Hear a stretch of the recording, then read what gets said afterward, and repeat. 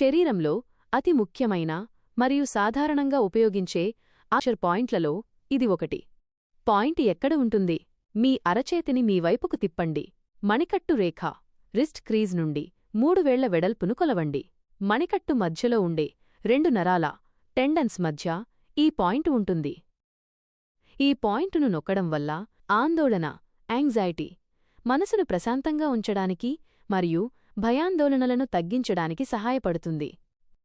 మీ బొటనవేలితో ఈ పాయింట్ మీద 2 నుండి 3 నిమిషాల పాటు గట్టిగా, గుండ్రంగా సర్క్యులర్ మోషన్ మసాజ్ చేయండి.